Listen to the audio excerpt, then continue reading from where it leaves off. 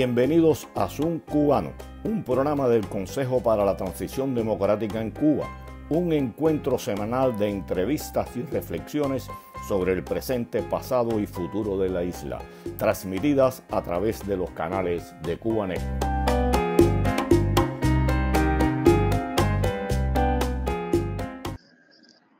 Muy buenas tardes tengan todos y bienvenidos a esta nueva emisión de Zoom Cubano.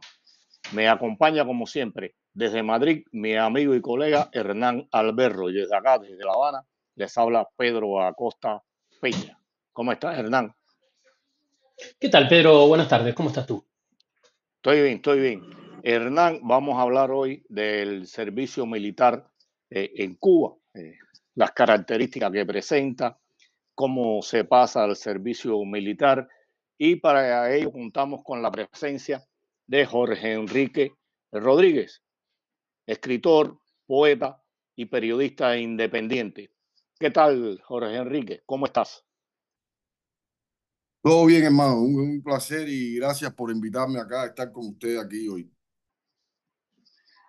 Y bueno, voy a leerles ahora algo que dijo Giselle González García, segunda secretaria de la Dirección Nacional de Asuntos Multilaterales y Derecho Internacional del MINREC. Esta señora, en mayo del 2022, ante la Comisión de la ONU sobre los Derechos de la Niñez, dijo: es clara nuestra ley de defensa, que los ciudadanos de ambos sexos que así lo deseen y expresen abiertamente pueden incorporarse de manera voluntaria al servicio militar obligatorio. José Enrique, ¿qué tú crees de la veracidad o la mentira que están contenidas en estas palabras? Bueno, el problema está en que, en primer lugar, eso fue una de las mentiras más grandes en las cuales el régimen ha utilizado. Esto realmente provocó un impacto trascendente en toda la población, no solo dentro de la población opositora o los activistas, sino dentro de la propia población civil. Incluso conocí de militares que se habían quedado como que estupefactos frente a esta declaración de esta funcionaria, que evidentemente se vio que no estaba preparada y primero que no estaba preparada para esta reunión, y en segundo lugar se evidenció que el régimen estaba intentando meter una mentira porque recuerden, como bien tú señalabas, esto era el comité de los derechos del niño, donde se acusaba a Cuba de reclutar a menores de edad para el servicio militar. Y entonces el régimen estaba apurado. Recuerden, todo esto viene después del 11 de julio, luego de que el régimen fue acusado de encarcelar a jóvenes menores de edad por manifestarse pacíficamente aquel 11 de julio de 2021, ¿no? Estaban bastante apurados con este tema, con esta presión, y recurrieron a una mentira que realmente ha sido, yo considero que esta es una de las mentiras más, clasifica como una de las mentiras más grandes que ha dicho el régimen durante todo el periodo llamado Revolución Cubana, ¿no? Luego, recordar que como 6 meses después sacan una ley, así la aprueban una ley donde todo joven que se niega a pasar el servicio militar sería condenado hasta 5 años de privación de libertad, ¿no? Yo recuerdo que en diferentes interrogatorios donde fui sometido precisamente por iniciar una campaña en contra del servicio militar y exigiendo que se dieran explicaciones en la mesa redonda, pues la seguridad del Estado me dijo así tajantemente que ellos no tenían que aclarar ese tema en ninguna parte, ¿no? Es decir, estamos hablando que el régimen utilizó, repito, una de las mentiras más mezquinas y criminales, teniendo en cuenta la cantidad de jóvenes, la cantidad de familias que han sufrido la muerte de sus miembros durante supuestos accidentes, presuntos accidentes o suicidios mientras pasaban el servicio militar en Cuba. Es cierto, pero como siempre, Jorge, aquí tengo el artículo 7 de esa ley del servicio militar activo. En la época en que yo lo pasé era 3 años y era servicio militar obligatorio, pero la palabra activo y obligatorio, parece que para ellos es lo mismo. Pero cuando usted, por ejemplo, lee el artículo 7, se hace una idea de que es un deber, no una obligación. Y sabemos cómo se aplica la ley en Cuba. Y el artículo 7 dice: todos los ciudadanos tienen el derecho de disponer de un lugar, un medio y una forma de participar en el rechazo y derrota del agresor, de Aracia, ¿no? Como si Cuba estuviera siendo objeto de constantes agresiones, a recibir la preparación necesaria para lograrlo, y el deber, fíjate que no dice obligación, de incorporarse a la defensa al ser llamados a las filas del servicio militar o al ser movilizados. Son todas contradicciones cuando usted lee esto, porque deber y obligación son dos cosas distintas, y realmente están obligados a inscribirse. Y creo, Jorge, que esta inscripción, este proceso de inscripción, comienza en el momento en que empiezan el pre o un tecnológico. ¿Es así? No, a ver, ellos, lo primero es que ellos dicen que ellos no reclutan a menores de edad al servicio militar. Entonces, ellos van jugando también. Aquí la ONU, la Organización de las Naciones Unidas, y la UNICEF específicamente, tiene que acabar de definir qué cosa es un menor de edad. No estar jugando que hay países donde son 17 años, hay otros que son 16. La ONU dice que la adolescencia ya hasta los 19 años. Si no hay una unificación universal sobre hasta qué edad, es decir, tiene que haber un orden universal de decir, menores de edad es hasta tal edad, porque cada país va jugando con esta serie de cosas. Menor de edad, según la ONU, son 16 años. Pues en Cuba empiezan a reclutarte desde que tienes 15 años, porque en el momento en que usted a mí me cita para yo pasar digamos, lo que se llama el chequeo médico y que te empiezan el proceso de reclutamiento. Usted está siendo reclutado por el ejército con 15, 16 años. Esa es la norma en Cuba. Esa es la norma en Cuba. Entonces, yo lo que no es decir, me enoja bueno, el régimen, ¿no? Porque la funcionaria es una enviada finalmente del régimen. Me enoja muchísimo que el régimen haya echado mano a tal mezquindad de negar algo que todo cubano en Cuba sabe perfectamente, toda familia sabe que después que termina un varón el noveno grado, automáticamente es citado para su primer chequeo militar, y entonces después viene ese proceso de que tú quisieras, yo quiero ser bombero, yo quiero ser paracaidista, luego en el periodo especial, disculpe, cuando ellos ya no tenían policía, que la gente no quería ser policía, entonces empiezan como que incluyen que el servicio militar usted lo podía pasar en las fuerzas del Ministerio del Interior porque eran 250 pesos y en fin, habían otro tipo, ¿no? Todo esto sabemos, empieza con 15 años, 15 y 16 años, usted automáticamente está siendo reclutado. Luego, usted entra al servicio militar automáticamente con 17 años, pero hay casos donde usted entra con 16 años también. Es decir, usted entra a una unidad militar combativa con 16 y 17 años de edad. Según la ONU, estas edades son menores de edad y Cuba se ha parado ante este comité y ha dicho que no, que ellos no reclutan a menores de edad. Pero lo más triste de todo este asunto es que la ONU le cree al régimen cubano. Que eso también hay que señalarlo. La ONU tiene una complicidad enorme, profunda e infinita con el régimen cubano. Todas estas mentiras, el régimen cubano las comete bajo el amparo, bajo la complicidad y bajo la sombrilla de la Organización de las Naciones Unidas. No, está claro. Incluso el darle un asiento a Cuba en la Comisión de Derechos Humanos es una muestra de cuán poco vale para algunas cosas la ONU, o para casi todas. Mejor dicho, es mi criterio muy personal. Hernán.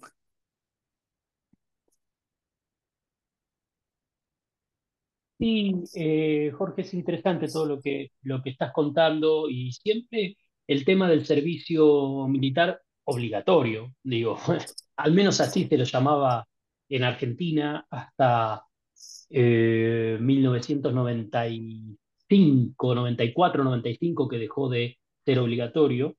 Eh, y en Argentina dejó de ser obligatorio por un caso que era una discusión que se venía llevando, además era una cuestión económica, porque tiene un costo realizar el servicio militar y todo, pero además sucedió un hecho muy lamentable, que fue la muerte de un conscripto, un chico, bueno, en Argentina tenían 17, 18 años, en un ejercicio bastante mal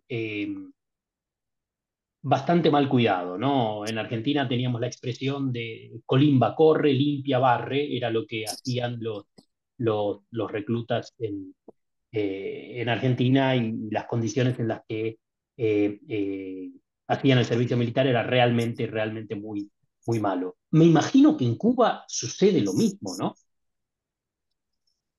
¿Cómo? Perdona, Hernán. ¿La pregunta Pre- cuál es? pregunto si en Cuba, o sea, ¿cómo es el servicio militar en Cuba? Digo, ¿es en condiciones aceptables?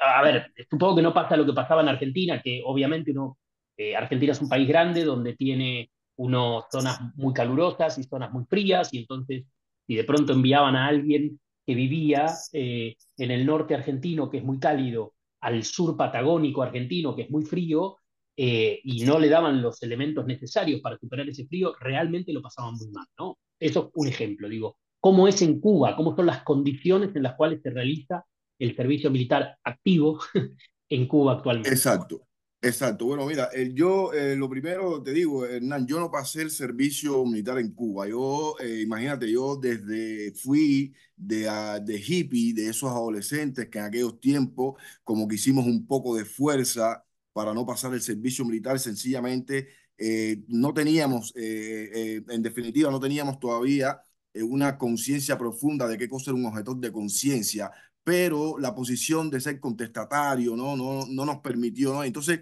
hicimos mucha fuerza, algunos como que simulaban de locos, como muchísimas cosas que se simulan dentro de Cuba, que es lo que se llama filmar de loco en Cuba, ¿no? Para no pasar al servicio militar. Otras personas recurrían al soborno cuando los padres tenían solvencia económica, ¿no? Las condiciones del servicio militar en Cuba están aparejadas con las condiciones económicas del propio país en todas las épocas, ¿no? Es decir, el servicio militar en Cuba es un servicio militar donde todos los cuentos, todas las anécdotas, todas las historias de vida de las personas que han pasado el servicio militar, lo primero que te dicen es que se pasa hambre, que hay maltrato de los oficiales, que hay maltrato de el abuso, la negligencia, por supuesto, la precariedad de las armas, de los instrumentos, de los recursos, de todo, que esto provoca, por supuesto, accidentes. Yo recuerdo cuando yo tenía, Hernán, yo tenía unos 10 años en la cuadra de mi madre, Esperanza 411, entre Susarte y Chaples, Cerro, en el canal allá en La Habana.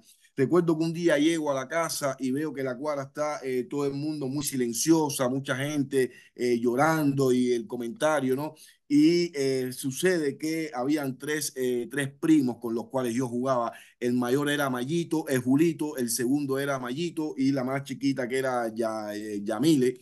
Y resulta que Mayito estaba pasando, si era Mayito, Mayito era el mayor, estaba pasando el servicio militar, apenas tenía 16 años y estaba en maniobras en Pinar del Río, una localidad que se llama Jejenes, famosa precisamente por los jejenes, y entonces todo el mundo siempre tenía miedo. Esto era parte de la historiografía popular. No, no, Jejenes, me toca la...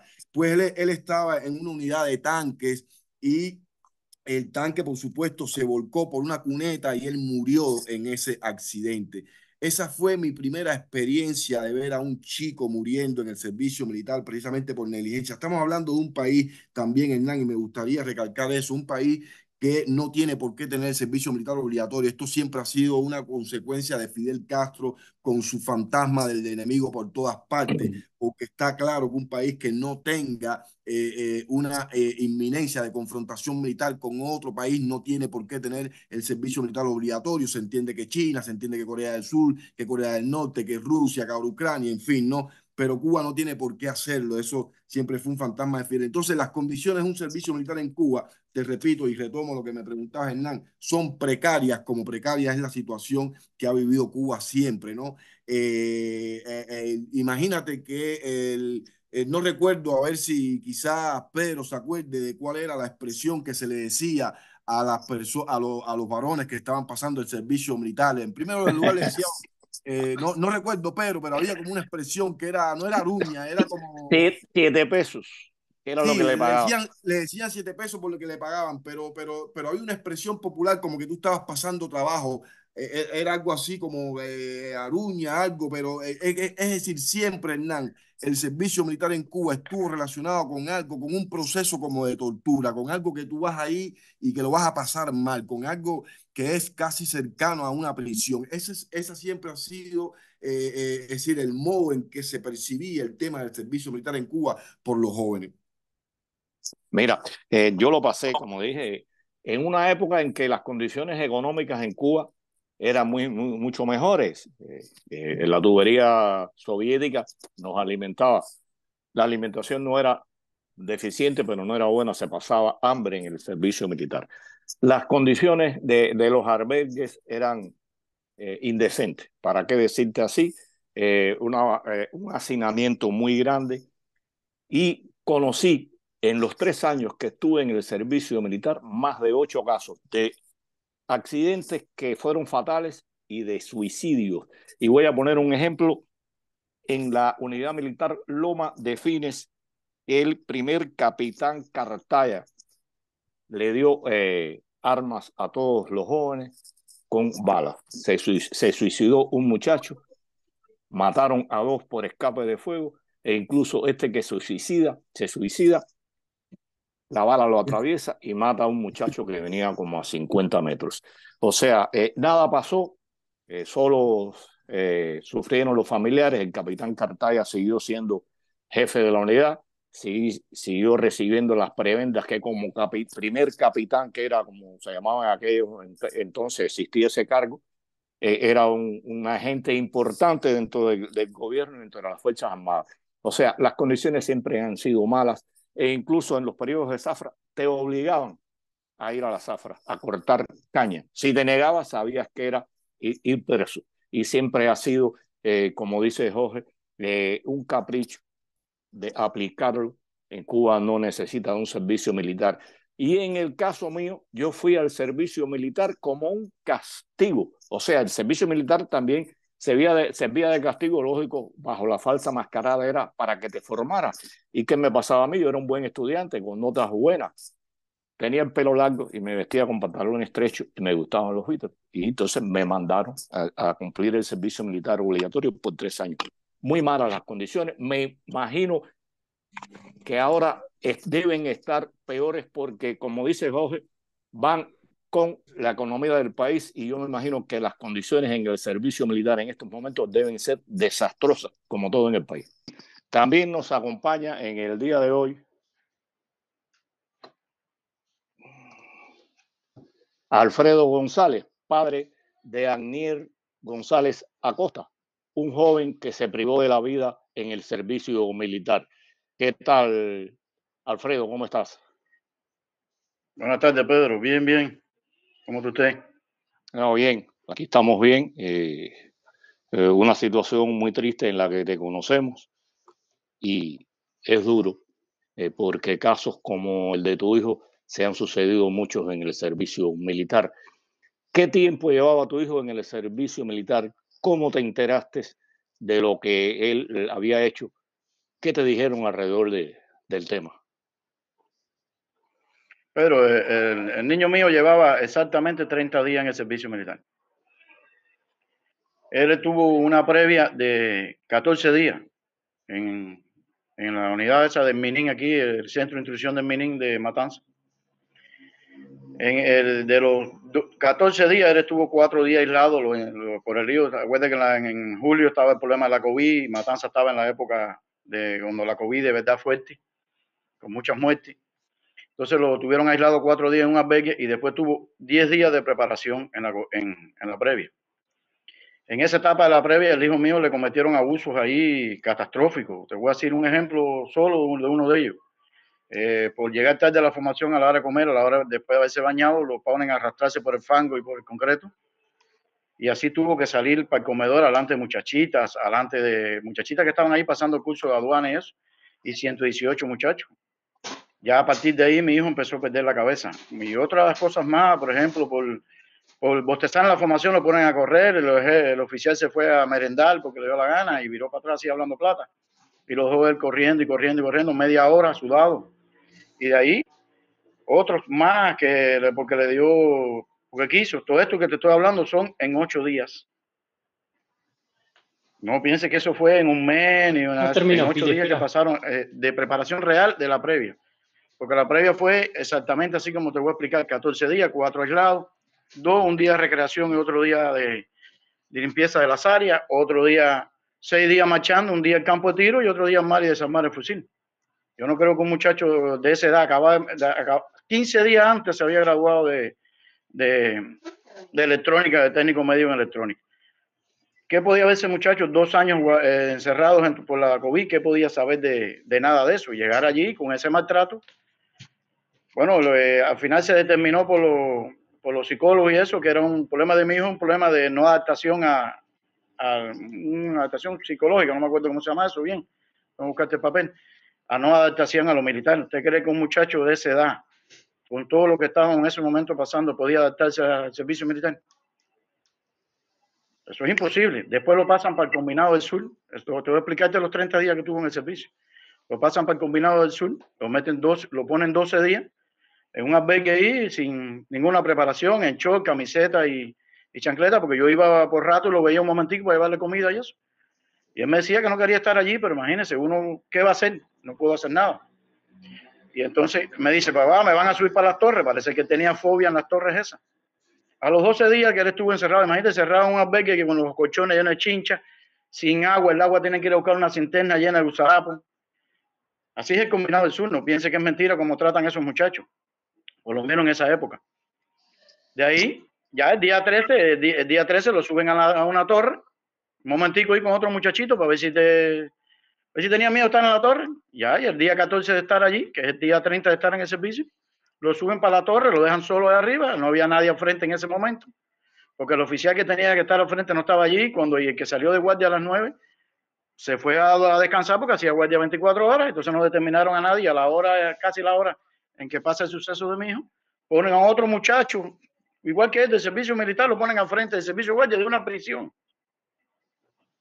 Entonces cuando sienten el disparo, pero en esa etapa que él estaba en la torre, dice que parecía un loco dando vueltas en la torre, se agachaba, 4 se lo hubieron perdido de la torre, se agachaba, el otro muchacho estaba en la otra torre. Pero no había nadie, porque es como eso, como pasa en Cuba. Esos muchachos a ellos no les interesa a esos muchachos. Ellos lo mandan para el servicio militar y yo lo digo así claramente, de hecho, y lo voy a seguir diciendo toda la vida, es como si fueran esclavos. A ellos no les importa la vida de ellos, no les importa. Y entonces, ese mismo día, como el suceso ocurre a las 10:30 de la mañana, porque él entra de guardia a las 9. Y sobre las 1:30, más o menos, vienen oficiales aquí a la casa y se lo dicen a la mujer mía, que no es la madre del niño. La madre del niño vive en otro lugar, pero él convivía conmigo. Pero la mujer mía no me lo dice, me llaman para el hospital, imagínate, atenderme primero porque no sabían cómo decirme. Imagínate la historia. Dijiste algunas cosas ahí con relación al servicio militar y te los creo. Yo pasé el servicio hace años y cuando aquello incluso la preparación, la previa que no se llamaba así, tenía otro nombre, era de 45 días.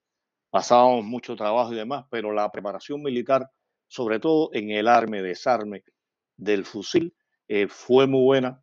Fueron varias veces que fuimos al campo de tiro, o sea, estábamos preparados para la manipulación de esa arma. Y como dije anteriormente, todo ha ido degenerando en Cuba y sucede casos como este, que los muchachos sin preparación y estar en una cárcel de custodio o muchachos no es fácil.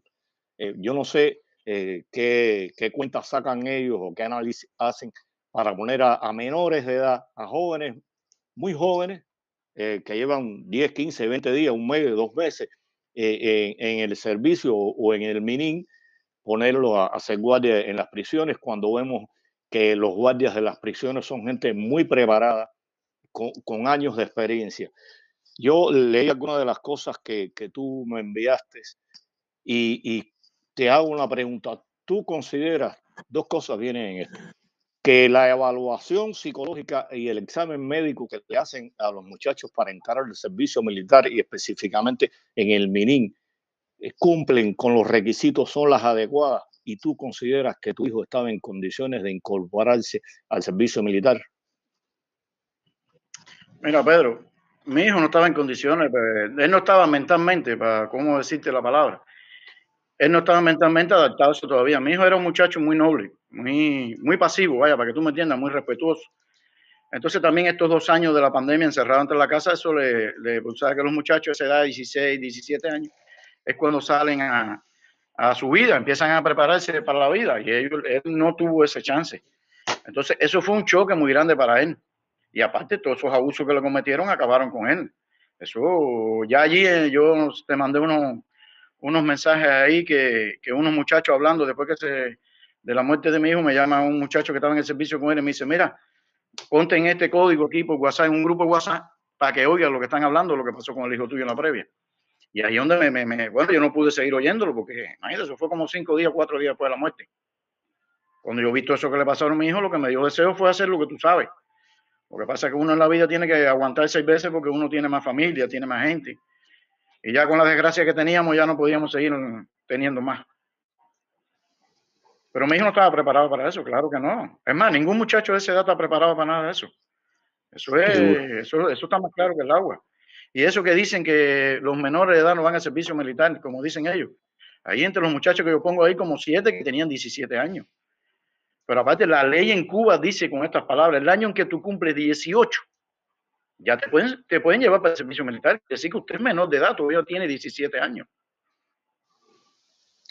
Y el examen, ¿qué tú consideras sobre el examen que le hacen? Si es un examen médico profundo y sobre todo psicológico, porque considero que donde lo iban a ubicar, a lo mejor un muchacho en el MININ para estar de guardia en una estación de policía, en cualquier otro lugar, no necesita la preparación ni hacerle un estudio psicológico como para estar al frente o el custodio en una prisión donde están presos comunes, donde hay asesinos, donde hay ladrones. ¿Tú consideras que se ajustan a lo necesario el examen médico y el examen psicológico que hacen a los que van a integrar el servicio militar en Cuba?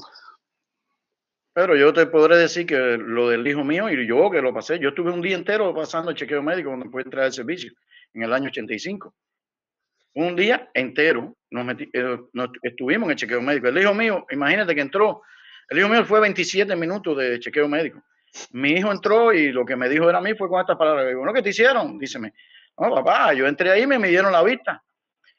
Me pasaron después por una oficina, donde habían 2 personas en una mesa y me preguntaron que si yo padecía de algo, que si tenía alguna enfermedad, que si tenía algún problema. Y de ahí me pesaron y me pesaron y me midieron. Y ya, ese fue el chequeo médico que le hicieron al hijo mío. No le hicieron más ninguno, psicológicamente no tuvo ningún chequeo. 27 minutos porque yo me quedé frío cuando lo vi en la parte afuera. Yo dije, eso no puede ser verdad que ya está en la parte afuera. Yo pensé que yo iba a estar el día entero allí en el chequeo médico ese. No le hicieron chequeo médico, le hicieron un grupo de preguntas, lo pesaron y bueno, imagínate a gente joven, ¿verdad? Algo que tengas ahí. Eso es un paso que ellos dan, un paso más. Y hay que hacerlo y lo hacen, pero no porque cumple el objetivo. Está claro. Alfredo, y perdona que pregunte esto, pero para que la audiencia lo conozca mejor, ¿en qué circunstancias muere tu hijo? No te entiendo bien la pregunta. O sea, ¿cómo muere él? ¿Cómo muere? Bueno, mira, yo te puedo explicar lo que ellos me han dicho, porque realmente yo no creo nada, Hernán. Mira, tú sabes por qué yo hay veces que creo que mi hijo puede haberse suicidado, porque mi hijo me manda un mensaje unos minuticos antes de morir, le manda a decir adiós a un amigo mío, a un amigo de él, le manda a decir adiós. Porque parece que él estaba tan martirizado arriba, la ansiedad lo cogió, la fobia, sabe Dios lo que le pasó era allá arriba, que lo volvió loco. Aparte que ya venía, parece, con todos los problemas de prueba. Acuérdate que en la pandemia no le daban pase a los muchachos cerrados, no podían salir de pase, era todo el tiempo. Parece que eso le llevó a un límite que, bueno, lo que sucedió. Pero imagínate que yo no puedo creer nada porque me dicen que mi hijo Como usted ve, porque para buscar todos estos datos yo he pasado mucho trabajo, pero bueno, lo he logrado llegarle a ellos. El levantamiento del cadáver del hijo mío dice que tiene 7 centímetros en la frente. Yo vi mi hijo y lo cargué y lo puse en la caja. Mi hijo lo que tenía era aquí una presillita y un hueco aquí con una cosita aquí. Fíjate qué clase es esa, que por donde suben para mi hijo para arriba, 30 centímetros por 30. ¿Quién cabe en 30 por 30? Y muchas cosas ahí que tú ves que parece que todo es escrito de un libro para otro. Es como el libro ese de donde te dice todo de criminalística, así te lo pasan. No te hacen otra cosa. Ahí, cuando tú lo revisas así, vas al libro y vas a eso y es lo mismo que dice. Dicen que él se dio el tiro. A lo mejor el de fusil se lo dieron en la torre. Imagínate, el que estaba en la torre bajó. Él subió y cogió el fusil. Ahora, ¿quién me puede decir a mí que el fusil ese no tenía una bala en el directo? Eso es violando todas las violaciones que se ocurren en este país, porque nadie entiende eso, a nadie le interesa, porque saben que no va a haber problema ninguno. Y prueba de eso tengo el caso mío, todo lo que ha pasado, y mira cuántas cosas, y no a nadie eso. Este país es así, por desgracia se ha vuelto así. Nosotros como seres humanos ya en Cuba se ha perdido mucho la dignidad humana, mucha miseria humana por todas esas personas que están atendiendo a sus muchachos. Esos muchachos pueden ser sus hijos, pero a ellos no, eso no les interesa. Ellos lo tratan como si fuera el oficial que estaba arriba, el único día que él lo vio, fíjate que estaba frente de él, lo vio un solo día. Y el día que lo vio lo ofendió porque fue a saludar a otro amigo de él y como dice, tú estás aislado. Y lo quiso ofenderlo con malas palabras. Porque son así, sean así. Y esto que te estoy diciendo no es que yo estoy diciendo mentiras. Es que se lo he dicho a todos ellos en su cara, se lo he probado, se lo he dicho con nombre, así todo. Cada muchacho, todo. No piense que yo estoy diciendo alguna cosa por decir, no, hablar de más del gobierno. No, yo estoy diciendo la verdad. Porque no es que te lo digo a ti, se lo he dicho a ellos, así, con esa palabra. Y dale. no, a ver, y de nuevo, gracias por poder contarnos esta historia, ¿no? Gracias por ser tan claro en toda esta tragedia, digamos, que ha sucedido. Tú hiciste el servicio militar, contabas recién, en el 85, y bueno, obviamente conocías muy bien a tu hijo. ¿En algún momento pensaste en que no lo hiciera? Hernán, te puedo decir que sí, yo traté, pero es que en la época de la pandemia no trabajaba nadie, todos los médicos, no había un psicólogo, no había nadie para atender a nadie. Aparte, mi hijo no tenía ningún problema así. Claro. Mi hijo lo que era un muchacho muy tranquilo, un muchacho muy inteligente, porque tú sabes como los muchachos inteligentes, esto, en vez de dedicarse a la maldad, se dedican al estudio, a sus cosas, no se dedican a la maldad. Y entonces él no tenía maldad para estar en ese lugar y cuando lo ponen ahí, imagínate, no conocía a ningún muchacho. Y los oficiales fueron los que le hicieron bully a él y a los oficiales hacerle bully, los mismos guardias empezaron a hacérselo. Imagínate que mi hijo llegó a decirle así con estas palabras, que como tuviera un fusil en la mano, esto estoy hablando en 8 días de previa, de preparación de previa, no te estoy hablando de 45 días. Mi hijo llegó a decir que ahí están las grabaciones, que se las ha dado a los fiscales, no piense que se lo da a nadie. Yo personalmente, porque esta investigación de mi hijo tuve que hacerla yo, porque ellos no hicieron nada. Mi hijo llegó a decirle que cuando tuviera un fusil en la mano se le iba a dar un tiro. Entonces imagínese el límite, todo eso en 8 días. ¿Qué presión tuvo mi hijo en esos 8 días? Mira, es que es una edad, te voy a hacer un caso de un buen amigo mío, que pasamos el servicio militar juntos, después la vida nos separó y más nunca lo he encontrado. Y él tenía incluso 20 años. Sacó discusión con el político lo ofendió. Fue en el caso de la Loma de Fines del que he hablado, sacó su fusil, no atentó contra su vida, pero mató al político. O sea, esa edad y en las condiciones en que se pasa el servicio militar, es una locura lo que le puede suceder a cualquier joven e incluso a cualquier persona adulta que no esté preparada para determinada circunstancia. Alfredo, yo sé que tú apelaste a la fiscalía, que hiciste acusaciones. ¿Qué resultado te dio toda la gestión que has hecho? Y como tú mismo dijiste o has dicho, tú fuiste quien investigaste, quien averiguaste, porque nadie había hecho nada absolutamente con relación a la muerte de tu hijo. Mira, Pedro, yo el día que estábamos allí en medicina legal para recoger el cadáver de mi hijo, los compañeros del Ministerio Interior de aquí de la provincia me dijeron, a ustedes se le va a llamar, a su familia se le va a decir lo que pasó, todo eso. Yo cuando veo que estoy en la casa, llevo 12 días en la casa sentado y veo que nadie viene a decirme, mira, se está investigando por se está investigando por otro, yo digo, pues déjeme ver qué cosa pasó. Salgo para allá para el combinado, ya hablo ahí con el oficial que está al frente, José Luis se llama, el teniente coronel, que ya hoy no es allí, lo sacaron de allí ya. El compañero me dice desde que entro por la puerta para adentro, su hijo fue preparado para eso. Yo tuve que hacerle la pregunta, así con esta palabra, y bueno, ¿qué preparación le dio usted a mi hijo para subirlo en esa torre? No supo responderme. No supo, porque él no sabía nada de qué había pasado. Él estaba allí como tal. Imagínate el límite que llegó a eso, si iban a investigar algo, ¿no? Que el celular de mi hijo todavía estaba en el combinado, me lo iban a dar. Digo, pero ellos te investigaron el celular porque yo pienso que a lo mejor en el celular puede haber otras cosas. No habían hecho nada. Ahí es cuando yo me doy cuenta que nadie estaba investigando el caso de mi hijo. Entonces de ahí le digo, mira, manden el celular para criminalística para que investiguen qué pasó, porque a lo mejor ese celular dentro tiene cosas que pudo haber un mensaje, cosas que pudo haber hecho. Ya yo sabía lo del mensaje. Le explico todo lo que pasó en la previa y a esos compañeros ahí de combinado. Y ellos me hicieron así como que ellos no tienen nada que ver con eso. De ahí salgo yo, bajo, vi a jefe de prisión, a Medero. Me dijo que iba a investigar una mujer, una compañera de él, la psicóloga ahí de la provincia, que era la que atiende prisiones. Me dijo, no, le habló con ella para que ella fuera de arriba, se sentara con los muchachos para ver qué había pasado, para si ellos sabían algo. Lo vino a hacer a los 2 meses. Pero después de que yo hablo a esa mujer, voy a su casa porque vive a 2 cuadras de mi casa. Y le pregunto, ven acá, ¿usted investigó por fin los muchachos? Yo pienso que una muerte debe ser algo que debe dar una atención, por lo menos. Cuando me doy cuenta, ¿qué tú crees que me dijo a mí la psicóloga que atiende prisiones de Matanzas? Su hijo era mayor de edad, si él decidió suicidarse, ¿qué vamos a hacer nosotros? No hay que investigar nada. ¿Qué se imagina esa respuesta? Bueno. No, yo te digo todas las respuestas que esa gente me ha dado. Bueno, te voy a decir, de todas esas respuestas están puestas en atención a la ciudadanía del ministerio. ¿Y usted cree que pasa algo?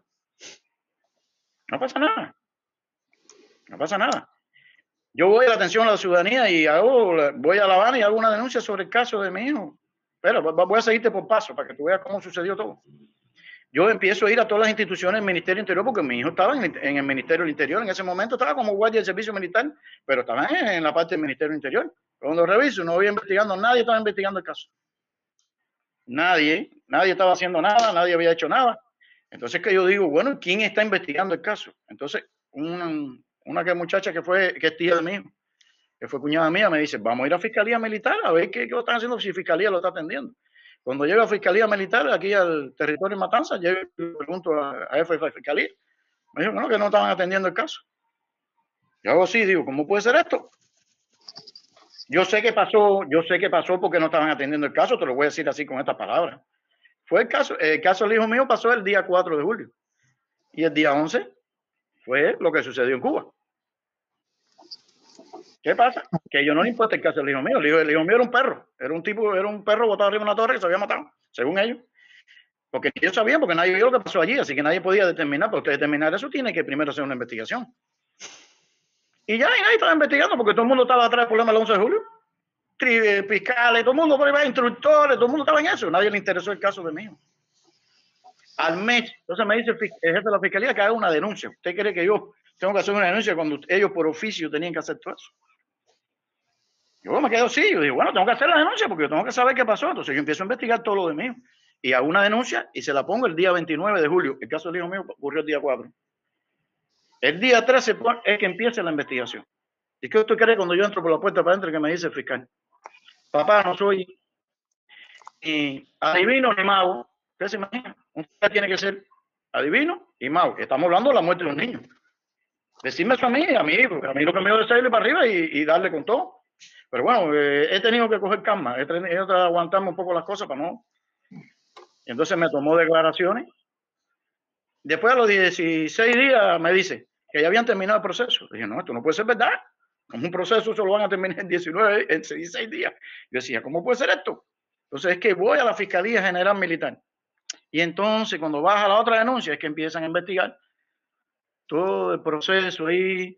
Los fiscales que tuve, yo iba todas las semanas, le decía, mira, los muchachos pasó esto. Yo fui a Canaleta, fui a Huica, yo fui a todos los muchachos que estaban en el pelotón de mi hijo, me explicaron todo lo que pasó en la previa. ¿Tú crees que ellos investigaron o llamaron a esos muchachos? Ellos llamaron a los que estaban por alrededor aquí de la fiscalía, los que estaban en el servicio en Estado, que no estaban ni en el pelotón de mi hijo, ni sabía lo que había pasado con mi hijo. Eso fue lo que ellos investigaron, y lo que ellos dijeron, mi hijo siempre estaba aislado, es lo que decían. Y ya, ese fue, ya a los 6 meses me dicen, tu hijo se mató por decisión propia. Y cuando yo le digo, pero ustedes revisaron los protocolos de preparación que tienen que darle a mi hijo para montarlo en esa torre, porque yo no pienso, yo pienso que marchar es orden de mando. Armar y desarmar un fusil es para usted saber manipular un fusil. Disparar es usted coger mira, saber disparar con fusil. Pero hacer guardia en una torre, que a ti si se te va un preso te pueden echar 3 años. No, usted tiene que enseñarlo y prepararlo y saber si puede o no estar en ese lugar. Como es en el mundo entero. Yo me he quedado frío cuando yo he visto, en todos lados tiene que ser mayor de 25 años, una persona que haya pasado el servicio militar, una persona preparada. ¿Cómo usted va a subir? ¿Qué hacía ese muchacho, ese hijo mío, si pasaba con esa torre? ¿Tú sabes lo que me dijo un oficial de atención a la ciudadanía? Ahí nunca pasaba nada. Yo le dije, entonces, ¿por qué tenemos un ejército si nunca pasa nada tampoco en Cuba? Alfredo, sabes que son tiempos, hay tiempos para el programa. Sí, Dinos fundamentalmente 2 cosas, lo más rápido que puedas hacerlo. ¿Qué resultados tuvo tu acusación y qué mensaje le dejas a los padres que tienen a sus hijos en el servicio militar o que van a pasarlo? El resultado de mi proceso, que ya ha sido 2 años y medio ya, 2 años y 7 meses ya lleva, ha sido el mismo. Te tiran para allá, te tiran para acá, te meten 6 meses más, ¿no? El proceso lleva 6 meses más, 6 meses más. Al final llegamos a un juicio que lo acusan, que yo dije, no, esto es demasiado. De lo que le cabía por el juicio a ese compañero de arriba era de 3 a 8 años. Y le pidieron limitación de libertad por 1 año. Pero después llegamos a juicio. El compañero dice que él había dicho no sé cosa a mi hijo, el otro dijo no sé qué más, violando todas las leyes, porque te voy a explicar antes para decirte lo otro. La ley en Cuba, el decreto 186, dice con estas palabras. ¿Qué cosa es un agente de seguridad de protección? Que es lo que iba a hacer mi hijo. Es una persona con preparación que puede o no tener armas. No, pues no es un cualquiera, eso no puede ser así, porque además los CDP, aquí en Cuba tiene que pasar 15 días de una preparación antes de ser CDP. ¿Cómo que un niño acabado de salir de la escuela, que no sabe ni lo que era una prisión, usted va a subirlo en una torre con una KM y ya, si nunca va a tener un fusil en la mano con balas, y dejarlo solo de arriba? Porque todavía si hubiera habido alguien chequeando, yo te digo a ti que no hubiera pasado. Y nada, el tribunal ese ahí, todo eso fue una obra de teatro, un juicio, te lo digo así, sinceramente, porque te lo expresé a ellos donde hice la denuncia. Con patrullas abajo, como si nosotros fuéramos, para que yo no dijera nada. El abogado mío no pudo hablar, le cagaba la boca todo el tiempo, un abogado tan bueno como él, y él no habló, lo llevaron 2 veces para adentro. La jefe del tribunal paraba el juicio y yo decía, ¿qué cosa es esto? De las 9 de la mañana hasta las 8:30 de la noche un juicio, con 6 testigos. ¿Cuál era el sentido de eso? Era decir, ya le hicimos un juicio como para salir de mí, creo yo, no sé por qué. Y además de lo que acusaban el fiscal, ¿cuándo te ha visto un fiscal que acusa a una persona en una investigación y que al final de allí todo no sea así como dice él? Yo nunca había visto eso en mi vida. Pero bueno, pasó. Y esa fue la historia, nada. Responsable fue mi hijo y ya, nadie es responsable, a nadie le interesa. En el primer expediente mandan a sancionar a 4 oficiales. Nunca lo hicieron tampoco porque no le interesaba hacerlo. Yo lo denuncié y tampoco lo hicieron porque ya ellos son así se trabaja en Cuba. Por desgracia estamos viviendo así. Y lo que te puedo decir del servicio militar, te lo digo así de pecho, yo no incito a nadie a que no lo haga porque cada cual tiene su forma de ser, ver las cosas y ser. Pero yo digo que si yo hubiera sabido que estas cosas, porque yo en mi época del servicio militar, yo no vi esas cosas. Esos muertos, yo tuve 3 años, pero yo nunca vi esa cantidad de muertos. Yo no vi muertos, vaya, para hablarte claro, porque claro, yo estaba en una unidad chiquita, no una unidad grande. Fines sí era un desastre. Pero yo te digo que nosotros, por lo menos, yo nunca lo vi. Yo pensé, además en mi niño, pensé que era un lugar de respeto, un lugar de orden, un lugar como debe ser, ¿no? Como tiene que ser. Yo sí le digo a todos los padres, todo el que pueda sacar su hijo del servicio militar y no mandarlo, que no lo mande, que allí lo que le hacen es maltratarlo nomás. Allí no le hacen ningún bien a esos muchachos, esas personas que dicen que usted aprende. No, mi hijo para aprender está en mi casa. Y mi familia, no está con ellos. Hablando así claro. Ese es mi criterio muy claro sobre el servicio militar. Yo no incito a nadie porque al final cada cual va a seguir haciendo lo que quiera, porque yo lo he dicho y la persona sigue mandando a sus hijos. Yo lo digo así con esas palabras y se lo he dicho. A cualquiera le puede tocar. Como lo ha tocado, mira, yo he puesto ahí 46 fotos de muchachitos de 19 para acá. Y esos son los que tengo fotos, pero de personas que me han dicho, me han llamado, tengo 200 y pico más de muchachos. Eso no es, nadie piense que eso es un día, sino mira, en diciembre una mujer me llamó ahí de Betancourt, que el muchachito se había dado un tiro en Alacarán, otro muchachito, pero se salvaron no se murieron. Otro muchacho en Santiago que le dio no sé qué cosa ahí en el corazón de tanto ejercicio y se murió. Estoy hablando de 3 casos de diciembre para acá. Usted dice, ¿cómo es esto? El hijo de Odali, que ahí en el 6 en fin, y acabaron con ese muchachito. Y se murió ya y no le pusieron nada y no pasa nada. Ese es el gran problema, que por eso sucede todo eso, porque nunca pasa nada. Para ellos, nosotros, los padres de esos hijos, somos, es como digo yo, una casta diferente. Nosotros somos un proceso y ellos son otro. Bueno, solo nos queda preguntarte, Alfredo, si deseas exponer algo finalmente, o crees que has hablado lo necesario y has expuesto tu caso como tú lo pensaste. Pero y nada, muchas gracias por darme la atención y poder expresarme aquí, pero realmente son tantas las cosas que en poco tiempo no puede ser, porque verdad que es largo y hay muchas cosas más que decir. Que si otros días quieren hacer otro programa, yo le explico qué pasó en el juicio, le explico qué pasó para que usted vea cómo es la ley en Cuba y cómo se está violando todo. Y que no le interesa nada, porque realmente el juicio mío lo hicieron como por mí, no por el hijo mío, y realmente el juicio era por el caso de mi hijo, no por yo. Para ellos yo soy un contrarrevolucionario, una persona de esa, tú sabes cómo dicen ellos. Y gracias por todo. No, gracias a ti, Alfredo. Como te decía ahorita, es doloroso revivir todo lo que sucedió con tu hijo, pero es importante que el mundo, que la gente conozca qué pasa en Cuba en todos los sentidos. Porque ahora a ti que estás reclamando por la vida de tu hijo, te acusan de contrarrevolucionario y eso demuestra que para ellos todo aquel que los confronte, sea política, social o jurídicamente, es un contrarrevolucionario. Mil gracias por compartir este tiempo con nosotros. Hernán. Gracias a ustedes, gracias a ustedes. Sí, muchas gracias Alfredo, ha sido un placer conversar contigo, incluso en estas circunstancias tristes y lamentables. Y a mí me Jorge, gustaría, sí. quizás es tarde para hacer esta pregunta, Jorge, pero me parece que vale la pena hacerla, es ¿por qué te niegas a que tu hijo realice el servicio militar? El problema de negarme a que mi hijo pase el servicio militar está precisamente en la firmeza, es decir, la firmeza y la convicción, en primer lugar, que tengo de que no hay ninguna necesidad. El régimen cubano no tiene absolutamente ninguna necesidad de imponer el servicio militar obligatorio en Cuba.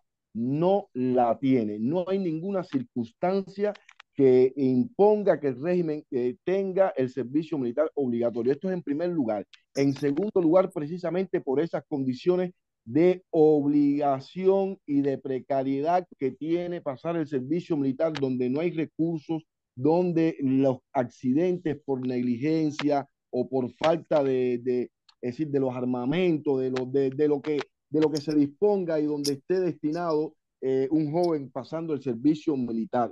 Y no puedo exponer a mi hijo a un accidente, no puedo exponer a mi hijo a que el abuso o de precisamente el abuso de poder. Cuando hablo de abuso no hablo de bullying, porque al final digamos, uno dice, bueno, mi hijo se sabe defender. Yo no hablo de ese bullying de un sargento instructor, no hablo del bullying de un compañero de la unidad, no, yo hablo del abuso de poder de los actos oficiales y de una cadena de mando dentro de una unidad combativa donde pongan a un joven que no tiene ninguna experiencia de nada a hacer cosas que no debería estar haciendo un joven, porque esas son las cosas de Cuba, y ahí lo podemos ver constantemente. Eso entonces, que mi hijo se me suicide o que mi hijo fallezca por una negligencia, por un accidente, eso yo no estoy de acuerdo, no lo voy a tolerar y en primer lugar porque soy un objetor de conciencia en ese sentido. Yo no creo que el mundo tenga que estar en guerra, no creo que deban existir las confrontaciones bélicas, pero bueno, tampoco puedo cambiar el mundo,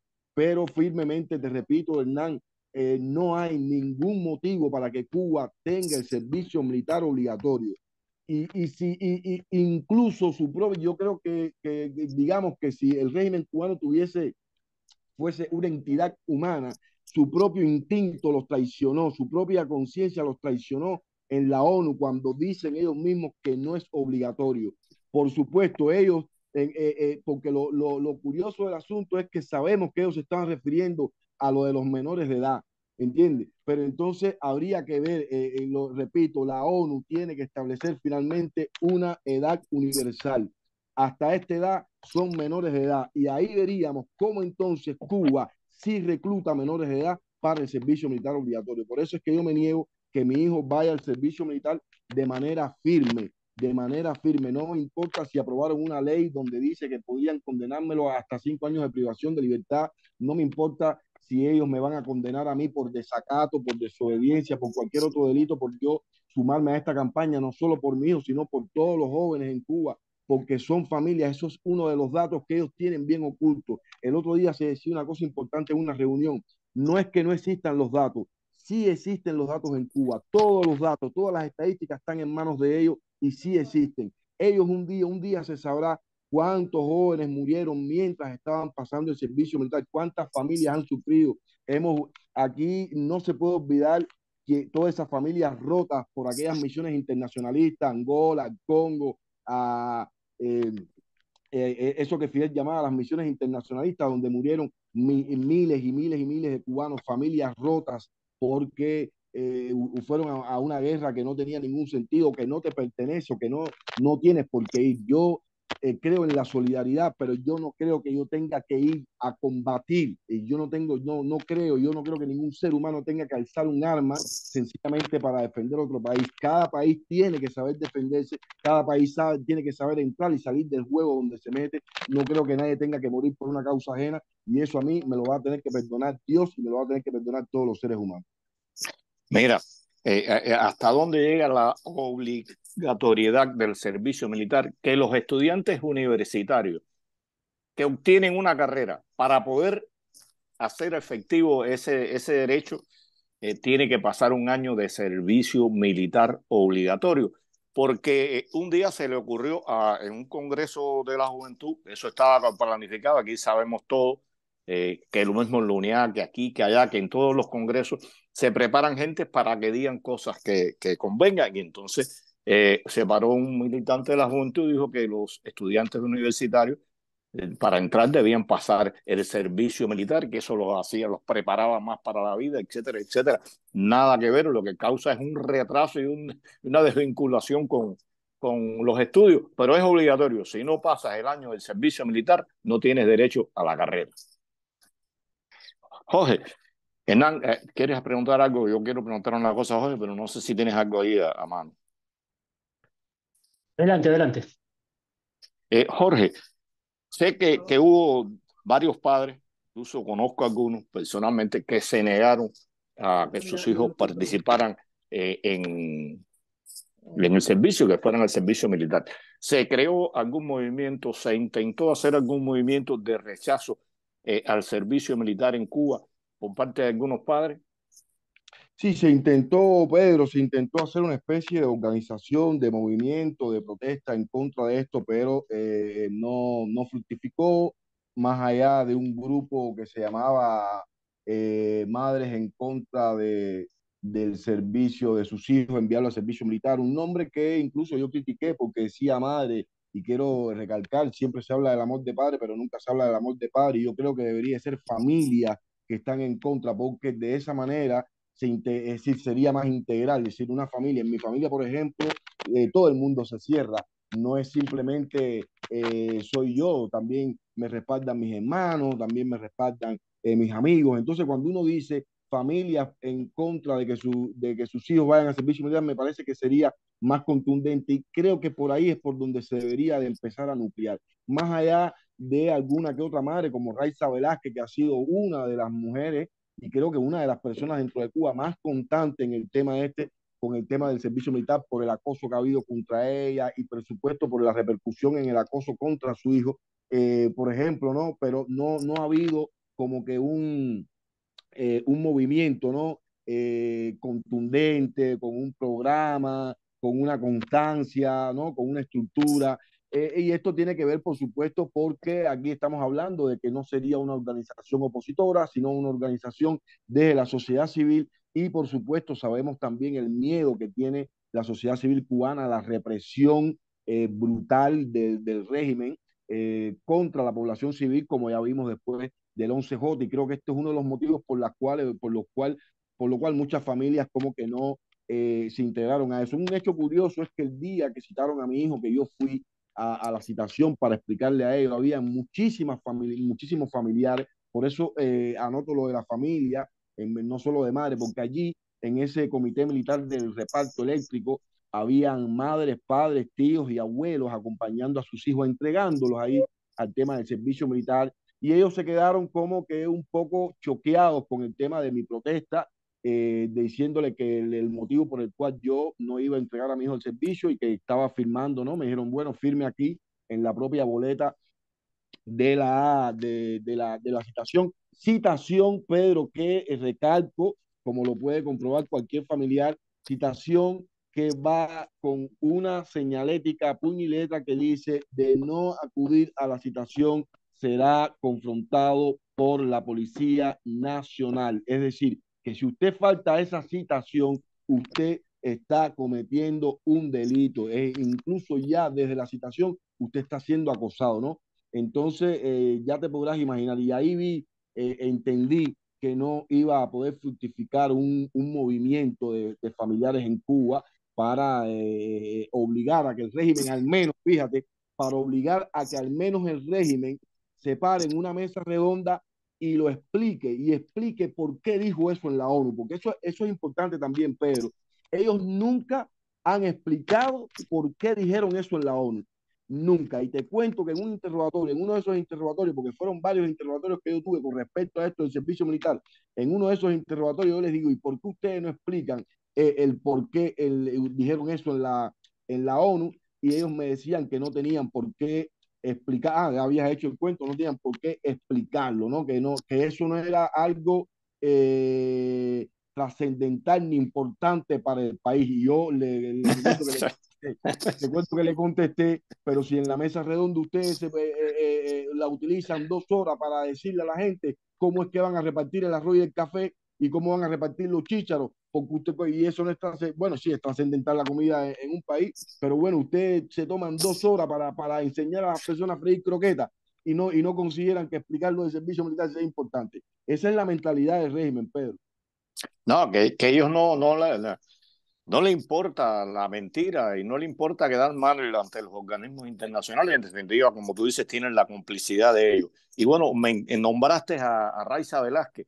Debía participar hoy, pero se ha confrontado a problemas y ya incluso me imagino que a ti te haya sucedido igual. Ya el caso de Raiza, el hijo tiene 19 años, hace 3 años que no va al servicio militar y ella me contaba las amenazas que ha sufrido y ya no es la policía y ahora es los órganos de la seguridad del Estado quienes la están acosando, quienes la están amenazando, quienes le están exigiendo.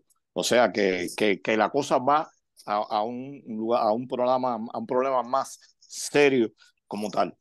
Y bueno, lo voy a anunciar ahora. También va a participar más adelante en este programa Alfredo González, padre de Anier González García, un joven que fue enviado al servicio militar a cumplirlo en las prisiones y el muchacho se privó de la vida.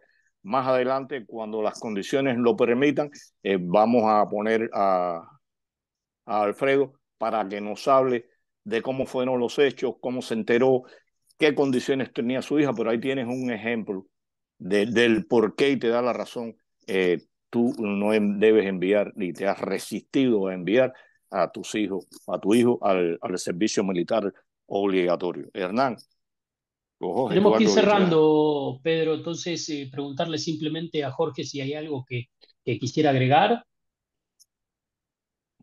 Bueno, agregar, Hernán, eso, lo que habíamos comentado, hermano, que yo creo que debería de los cubanos iniciar una campaña, en primer lugar, un reclamo a la Organización de las Naciones Unidas y sus órganos que tienen que hacer su trabajo o que no existan o que diluyan la ONU porque Pedro sabe de mi insistencia siempre con el tema de la complicidad de la ONU con los regímenes en el mundo y en este caso particular tengo que hablar de Cuba.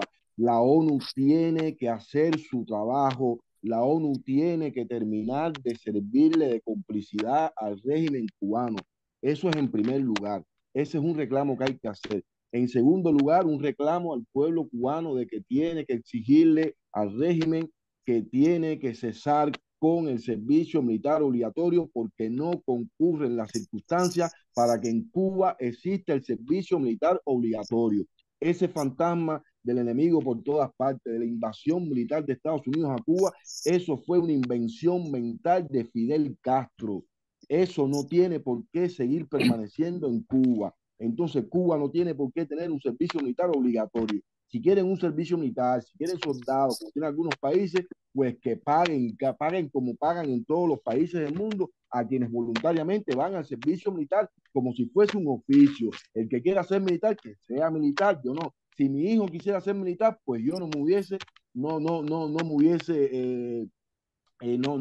hubiese obstaculizado, porque en definitiva es su voluntad, independientemente de mi pensamiento ideológico, de mi pensamiento político, ¿no? Pero tiene que ser voluntario, no obligatorio. Esos son los dos reclamos, eso es lo que yo quisiera, un reclamo para la ONU y un reclamo para la sociedad civil cubana. Muchas gracias, mi hermano. Tú no solo eres mi amigo, eres mi hermano. Aclaraste algunas cuestiones y este llamado que hace es muy serio. Es cierto que la ONU tiene que jugar su papel y que los padres tienen que, vamos a decirlo, ponerse los pantalones porque pueden perder a su hijo en el servicio militar. Hernán. Queda cerrar, Pedro, agradecerle por supuesto a Jorge por haber participado en este programa y habernos informado y también alertado sobre la situación que se da en Cuba con el servicio militar obligatorio o activo, como quieran llamarlo. Y dejamos hecha entonces la invitación para el próximo programa, como siempre, todos los sábados a las 5:30 de la tarde, hora Miami, por los canales de Cubanet.